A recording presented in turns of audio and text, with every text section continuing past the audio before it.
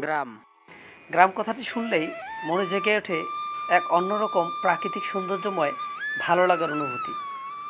গাছে গাছে পাখির কিচিরমিচির শব্দ, ছোট নদীর পানির কল্লোলিত ঢেউ, চারিদিকে সবুজের সমারোহ, রাতে ঝিঝি পোকার ডাক, জোনাকির আলো, গাছের তলায় মৃদু প্রাকৃতিক বাতাস, পুকুর ভরা মাছ, নদী ভরা জল, মাঠ ভরা ফসল, নিস্তব্ধ সুন্দর কোমল একটা পরিবেশ নিয়ে গঠিত সে গ্রাম।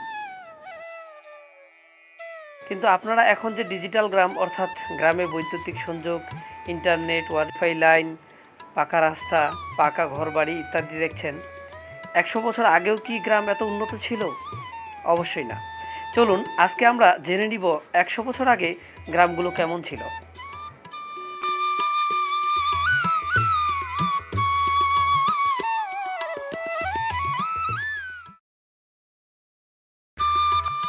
১০০ বছর আগে গ্রামগুলো ছিল ছোট, নিরিবিলি পরিবেশে অবস্থিত। মাত্র ৫-১০টি বাড়ি নিয়ে এক একটি গ্রাম গড়ে উঠত। হিন্দু মুসলিম পাশাপাশি বসবাস করত। আগের গ্রামগুলোতে ছিল মাটির তৈরি একচালা দুচালা বাড়ি, কারো কারো আবার খড়কুটো বাঁশের বেড়া দিয়ে ছনের তৈরি বাড়ি ছিল। আগে সম্পদশালী ব্যক্তিদের বাড়িতে ছিল মাটির তৈরি একচালা দুচালা বাড়ি, দালান কোঠা ছিল না বললেই চলে। আগের মানুষের সম্পত্তি ছিল অনেক, যার সম্পত্তি বেশি ছিল তাকে গ্রামের লোক জমিদার বলে আখ্যায়িত করত। জমিদারের বাড়িতে সহজ সরল মানুষ বছর অনুযায়ী কামলা খাটত। আগে সম্পদশালীদের বাড়িতে বাৎসরিক কামলা দেখা যেত। যাদের সম্পত্তি ছিল না তারা পেটের দায়ে সম্পদশালীদের বাড়িতে কামলা খাটত। আগে অনেক সম্পত্তি থাকলেও প্রযুক্তির অভাবে চাষাবাদ করতে পারতো না, একরে ২ মণ ফসলও হতো না। তাই অনেকে জমি বিক্রি করে সংসার চালাতো। জমি বিক্রি করা হতো বিঘায় ১ টাকা থেকে ২ টাকা দরে। রাস্তা বা বাজারের পাশে জমিগুলো বিক্রি হতো ৫ টাকা বিঘা দরে। অনেকে জমি লিখে নিয়ে টাকাই দিত না। গ্রামের পাশেই ছিল জঙ্গল। আগের টয়লেট ছিল না, তাই জঙ্গলেই মানুষ টয়লেট করত। আগে অনেক গাছপালা ছিল, বাড়ির পাশেই জঙ্গলে থাকতো অনেক ভয়ঙ্কর প্রাণী। অবিশ্বাস্য হলেও এটাই সত্যি যে আগের গ্রামের জঙ্গলগুলোতে বাঘ দেখা যেত।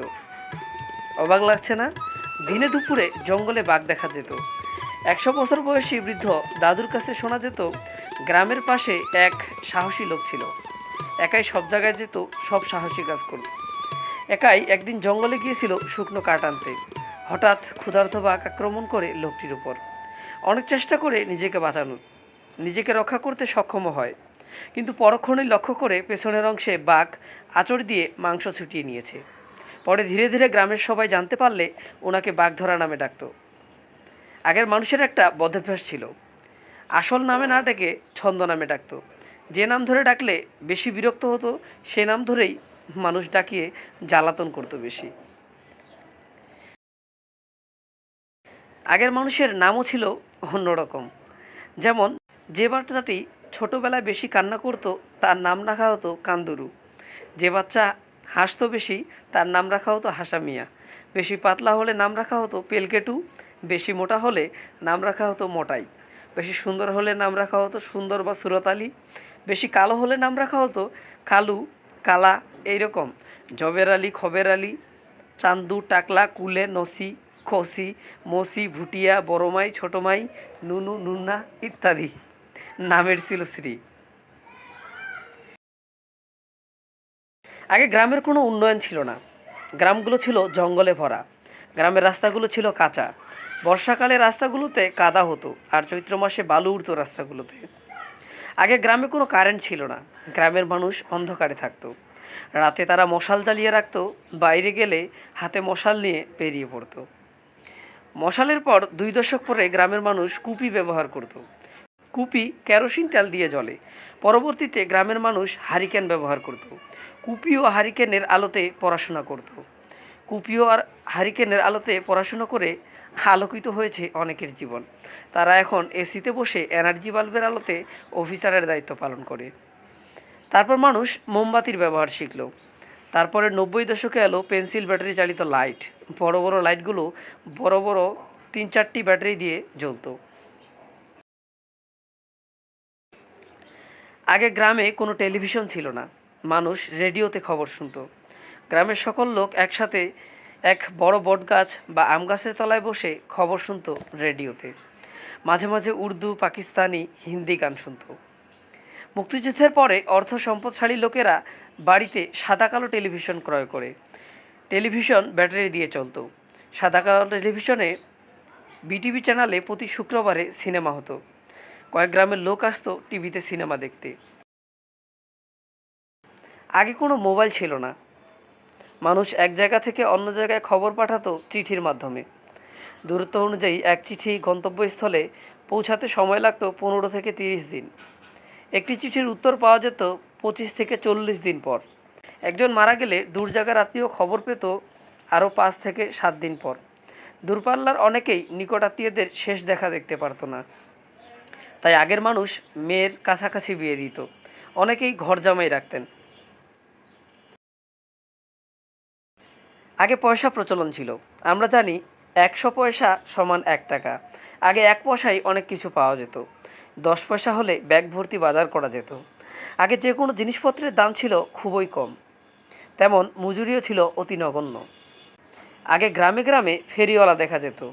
পাওয়া যেত 5-10 পয়সায় হরেক রকমের খেলনা, হরেক রকমের মিঠাই। 2 থেকে 5 পয়সায় খাবার কিনলে একাই খেয়ে শেষ করা যেত না। 100 বছর আগে যার কাছে 1 টাকা থাকতো সেই স্বাবলম্বী। গ্রামের মানুষ জুতা ব্যবহার করতো না। কিছু কিছু লোক খড়ম ব্যবহার করত। খড়ম হলো কাঠের তৈরি এক ধরনের জুতা, যা 90 দশকেও প্রচলন ছিল। আগের মানুষের পায়ে হেঁটে এক জায়গা থেকে অন্য জায়গায় যেত। মাইলের পর মাইল হাঁটত। দূরপাল্লার রাস্তা 2 থেকে 3 দিন হেঁটে যেত, প্রায় 60 থেকে 80 কিলোমিটার। কাঁধে একটি ঝুলি নিয়ে যেত, যেখানে খই, মুড়ি, চিড়া, গুড়, কলা ইত্যাদি থাকত, প্রতিমধ্যে খাওয়ার জন্য। পরবর্তীতে গরুর গাড়ির প্রচলন শুরু হলে মানুষ গরুর গাড়িতে করে এক জায়গা থেকে অন্য জায়গায় যেত। গরুর দামও ছিল অতি নগণ্য। 100 বছর বয়সী সেই দাদু বলতেন ওনার শ্বশুর নাকি 12 টাকায় দুজোড়া ষাঁড় কিনেছিলেন লাঙ্গলের জন্য। গরুর গাড়িতে বরযাত্রী যেত। সবাই একসাথে আনন্দ করতে করতে যেত। বিয়ে শেষ করে বরযাত্রী সবাই রাতে মেয়ের বাবার বাড়িতেই থাকতো। পরের দিন বরযাত্রী রওনা দিত। কনেকে নিয়ে আসা হতো পালকিতে করে। আবার বর পালকির সাথে হেঁটে আসতো। তার কয়েক দশক পরে শুরু হয় ঘোড়ার গাড়ির প্রচলন। ঘোড়ার গাড়িতে বর যেত, তারপর বিয়ে করে বর কনেকে ঘোড়ার গাড়িতে করে নিয়ে আসতো। আগে কৃষিকাজে কোনো প্রযুক্তির ব্যবহারই ছিল না। মানুষ বছরে শুধু আমন ধান চাষ করত আর ডাল, কালাইয়ের চাষ করত। তাও ফলন খুব কম হতো। গরুর লাঙ্গল দিয়ে হাল চাষ করা হতো। রাসায়নিক সারের কোনো ব্যবহারই ছিল না। মই দিত নিজ হাতে টেনে। খেতে পানির জন্য আকাশের পানে চেয়ে থাকতো বৃষ্টির অপেক্ষায়। গ্রামে কোনো টিউবওয়েল ছিল না। মানুষ পুকুরে গোসল করত। আর গ্রামের মুষ্টিময় কিছু বাড়িতে গভীর কূপ ছিল। বালতিতে দড়ির সাহায্যে পানি তুলে সেই পানি পান করত। যার বাসায় কূপ ছিল না, সে 1 থেকে 2 কিলোমিটার রাস্তা দূর থেকে পানি বহন করে নিয়ে আসতো। আগে ঢেকির প্রচলন ছিল। গ্রাম বাংলার মায়েরা পা চালিত ঢেকি দিয়ে গমের আটা, আতপ চালের আটা করতেন। এটি যেন গ্রাম বাংলার ঐতিহ্য ছিল। 100 বছর আগের মানুষ সন্ধ্যার আগেই বাড়িতে প্রবেশ করত। সন্ধে হলেই তারা আর বাইরে থাকতো না। গ্রামের রাস্তাঘাটে, আমতলায়, বটতলায়, গাছতলায় নাকি ভূত দেখা যেত। গ্রামের সবার মুখে শুধু ভূতের গল্প শোনা যেত। ভূতের ভয়ে কেউ সন্ধ্যের পর বাড়ি থেকে বের হতো না। 100 বছর বয়সী সেই দাদু বলতেন একদিন তার খালা নাকি রান্না করছিলেন। সন্ধ্যাবেলায় রান্নার ঘ্রাণ চারিদিকে ছড়িয়ে পড়ে। রান্না শেষে কেউ একজন খালাকে বলে, ভাবি, রান্নার ঘ্রাণ চারিদিকে ছড়িয়ে পড়ছে, তা কী রকম রান্না হয়েছে দেন তো একটু, চেখে দেখি। এই বলে কেউ একজন রান্নাঘরের বেড়ার ফাঁক দিয়ে হাত বাড়িয়ে দিয়েছে। খালা লক্ষ্য করলেন হাতটি স্বাভাবিক মানুষের হাত নয়, কারণ হাতটি উল্টানো, ভূতের মতো বাঁকানো। খালা খুবই চালাক ছিলেন। তিনি বুদ্ধি খাটিয়ে চামচ গরম করে ভূতের হাতে লাগিয়ে দেন।